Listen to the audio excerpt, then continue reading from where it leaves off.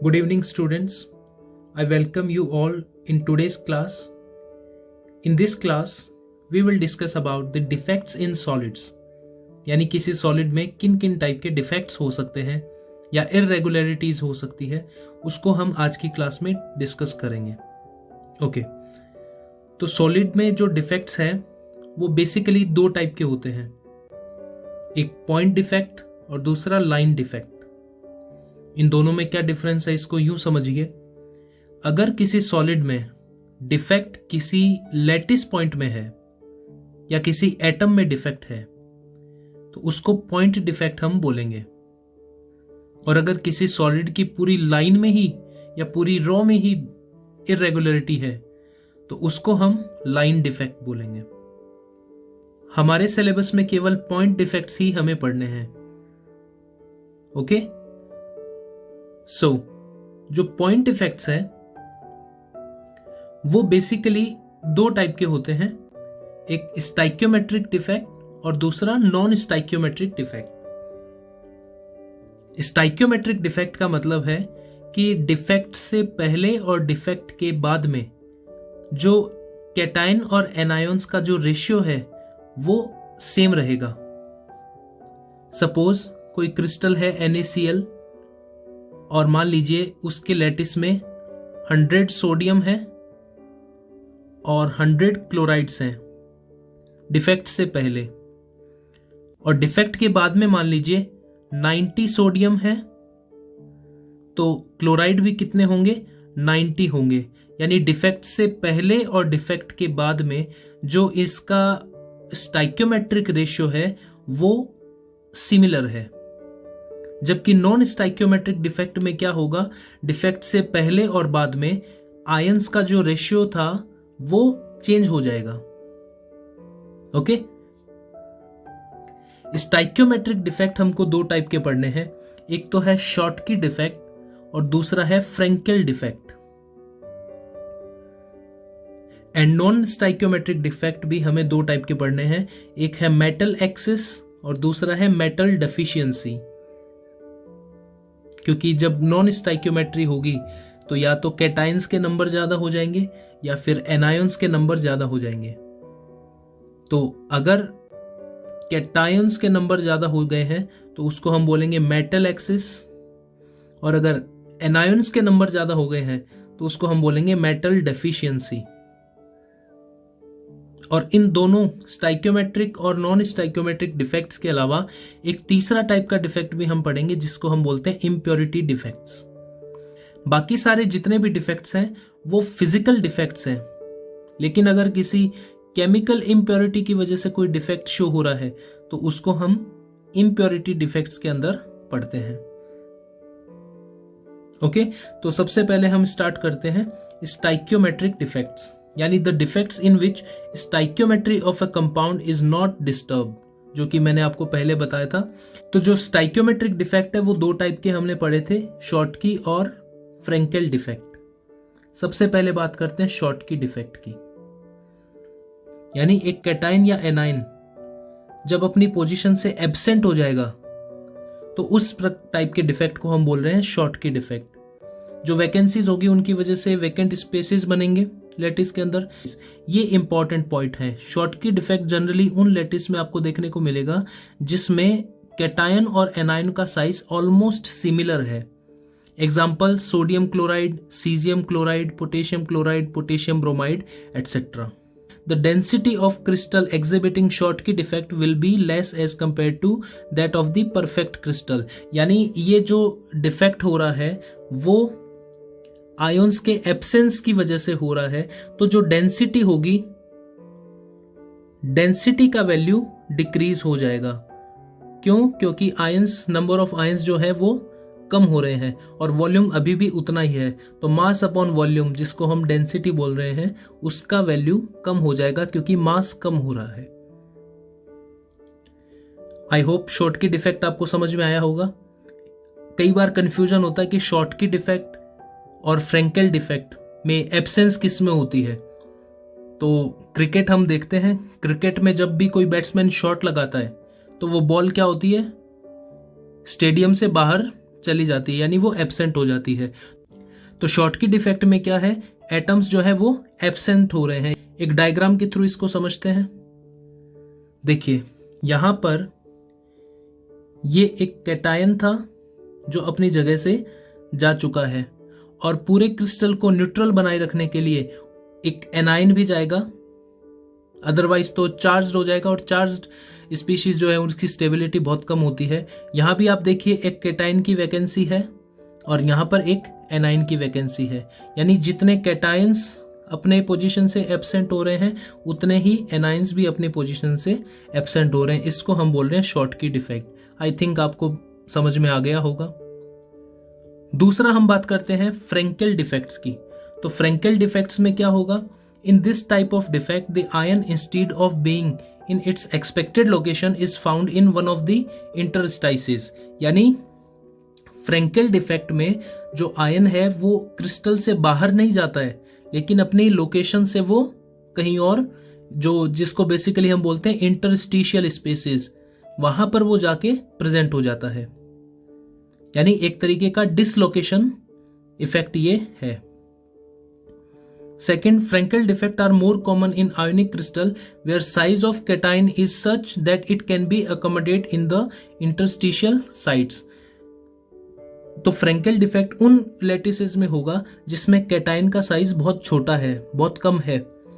तो उस वजह से वो क्या होगा, जो बीच में इंटरस्टिशियल स्पेसेस है वहां पर वो कैटाइन जाके प्रेजेंट हो सकता है, डिसलोकेट हो सकता है। जबकि शॉर्टकी में क्या था, कैटायन और एनायन का साइज ऑलमोस्ट सिमिलर होना चाहिए। Example, zinc sulphide, AgCl, AgBr and AgI। अब यहां पर इससे रिलेटेड एक AgBr से रिलेटेड एक जरूरी इंफॉर्मेशन है जो अभी मैं आपको वीडियो के एंड में बताऊंगा। ओके, यानी फ्रेंकेल डिफेक्ट के बाद में और उससे पहले जो डेंसिटी का वैल्यू है वो सेम रहेगा, क्योंकि फ्रेंकेल डिफेक्ट के बाद में कोई भी आयन अपनी क्रिस्टल को छोड़कर बाहर नहीं गया है या अपनी पोजीशन से एब्सेंट नहीं हुआ है। तो शॉर्टकी डिफेक्ट में तो डेंसिटी डिक्रीज होगी क्योंकि वहां पर इक्वल नंबर में कैटायंस और एनायंस अपनी जगह से एब्सेंट हो रहे हैं, जबकि फ्रेंकेल डिफेक्ट के अंदर जो डेंसिटी का वैल्यू है वो सेम रहेगा। ओके, इसको हम एक डायग्राम से समझते हैं।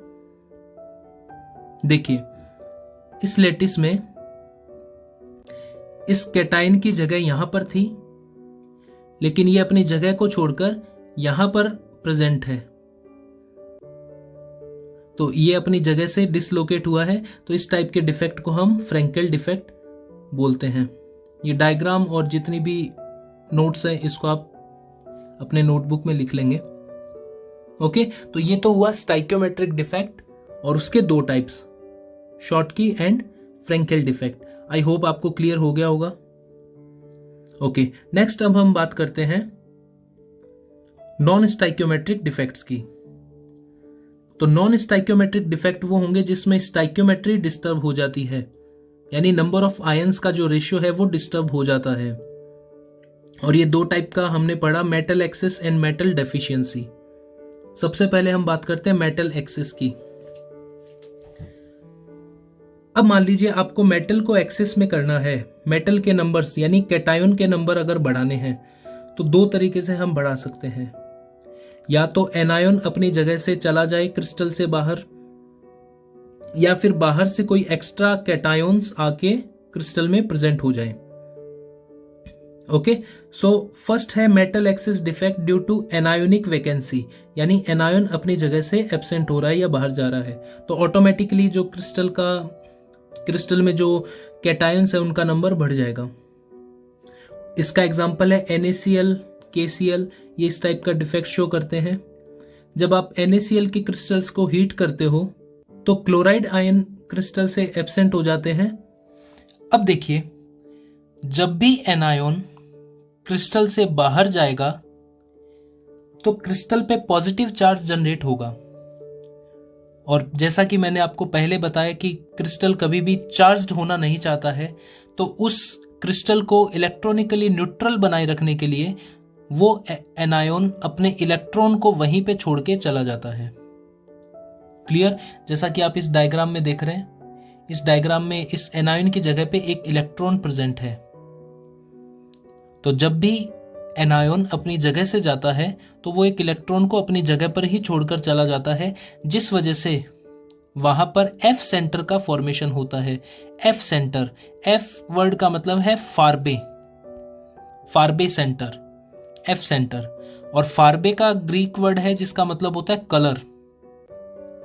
यानी अगर इस टाइप का डिफेक्ट किसी लैटिस में प्रेजेंट हो रहा है जिसमें एफ सेंटर का फॉर्मेशन हो रहा है, तो उस लैटिस को कुछ ना कुछ कलर शो होगा ड्यू टू इलेक्ट्रॉनिक ट्रांजिशंस। और इसके एग्जांपल है जैसे इम्प्योर जो NaCl होगा उसका येलो कलर होगा, लिथियम का अगर कोई क्रिस्टल होगा जिसमें लिथियम की एक्सेस है तो उसका पिंक कलर होगा, KCl का अगर कोई क्रिस्टल है जिसमें इस टाइप का डिफेक्ट है तो उसका वॉयलेट कलर होगा। ओके, तो ये तो हुआ metal excess defect due to anionic vacancies. Next, metal excess defect due to presence of cations. इसका एग्जांपल एक है, आप देखिए कि जब आप जिंक ऑक्साइड को हीट करेंगे तो ये ऑक्सीजन लूज कर देता है और जिंक +2 आयंस का फॉर्मेशन होता है जो उस लैटिस के अंदर प्रेजेंट होता है। यानी मेटल का जो नंबर है वो इंक्रीज हो जाता है। Now there is excess of zinc in crystal and its formula becomes zinc 1 + XO, यानी एक जिंक +2 आयन जो है उसका नंबर इंक्रीज हो गया है। The excess zinc +2 ion move to interstitial sites and the electrons to the neighbouring interstitial sites. Next, metal deficiency defect की अगर बात करें, जब भी मेटल की डेफिशिएंसी होगी उस क्रिस्टल के पास ऐसा मेटल प्रेजेंट होना चाहिए जिसकी वेरिएबल ऑक्सीडेशन स्टेट होती हो। क्योंकि आपने देखा कि जो एनायन जब बाहर गया तब वो अपने इलेक्ट्रॉन्स को अपने जगह पे छोड़ के चला गया था, जिसको अपन एफ सेंटर बोल रहे थे। लेकिन जब कैटायन बाहर जाएगा, सपोज ये कैटायन अपनी जगह से बाहर चला गया, तो अब नेगेटिव चार्ज इंक्रीज बिल्ड हो गया है क्रिस्टल के ऊपर, तो रिमेनिंग कैटायन में से कोई भी एक कैटायन अपनी ऑक्सीडेशन स्टेट को इंक्रीज कर लेता है ताकि वो इलेक्ट्रोकेमिकल न्यूट्रलिटी को मेंटेन रखे। तो इस टाइप के डिफेक्ट के कुछ एग्जांपल FeO, अब Fe का नंबर 0.95 है, मींस मेटल की जो है वो डेफिशिएंसी है, इसमें कुछ तो Fe+2 होंगे और कुछ Fe+3 ऑक्सीडेशन स्टेट के अंदर प्रेजेंट होंगे। Fe 0.93O, Fe 0.96O। तो ये हुआ मेटल डेफिशिएंसी डिफेक्ट। नेक्स्ट हम बात करते हैं इम्प्योरिटी डिफेक्ट्स की। इम्प्योरिटी डिफेक्ट का मतलब है कि अगर किसी लैटिस में जिन भी कैटायन और एनायन से वो बना है उसके अलावा अगर कोई और आयन वहां पे प्रेजेंट हो रहा है तो उसको हम बोलेंगे इम्प्योरिटी डिफेक्ट। उसका एक एग्जांपल देखिए, ये डायग्राम को आप देखिए, यहां पर क्या है, 2 सोडियम आयन की जगह पर एक स्ट्रोंशियम आयन प्रेजेंट हो गया है।